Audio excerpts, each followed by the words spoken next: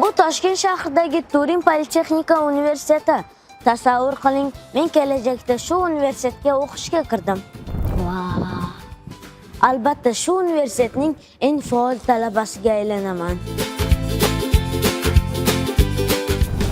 Talabalar bilan birgalikda mana shunday maketlar yasaymiz. Universitet meni ikkinchi uyimga aylanadi. Qiziqarli ma'ruza darslarda qatnashaman. Eng ko'p vaqtim mexatronika markazida o'tadi.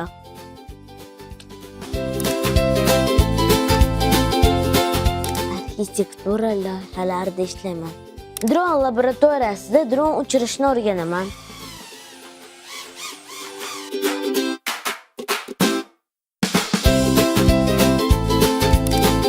Elektromobillar laboratoriyasida aqlli mashinalarni ta'mirlashni va yaratishni o'rganamiz. Butun dunyodan do'stlar orttiraman. Binolarni zilzilaga bardoshligini sinaymiz.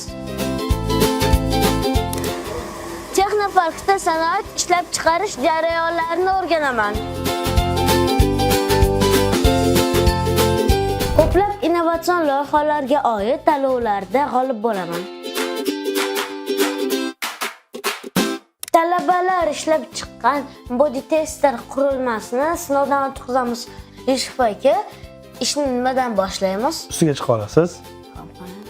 Start tugmasini bosasiz. Xo'p, ayol erkak qaysi? Erkakmi? Yo'q, rostdan. Iltimos, Yoshingizni kiriting. yoshingizni kiriting. Necha yoshdasiz? 10. 10. Aha, keyingi. Keyingisi. Xo'p, tana vazni O'zingizga bo'yi kerakli o'lchash. bo'limni tanlang. Og'irlik hamda bo'y o'lchanmoqda.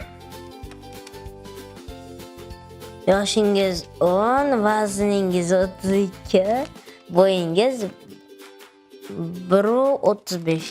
Hammasi to'g'ri. Akbar Shoh aka bilan birgalikda koinotga oid loyiha ishlab chiqamiz. Akbar Shoh aka, tushuntirib bering. Hop, bizning loyihamiz aynan sizga o'xshagan maktab bolalari, universitet talabalari uchun qilingan bo'lib, ya'ni biz bilsangiz sun'iy yo'ldoshlar bor, ular kosmosda yer sathidan 400-500 kilometr balandlikda uchadi. Ya'ni aynan shunaqangi sun'iy yo'ldoshlarni oson yasash imkonini beruvchi maktab bolalari va talabalar uchun Satellite Builder 3D deb nomlangan proyekt qilganmiz.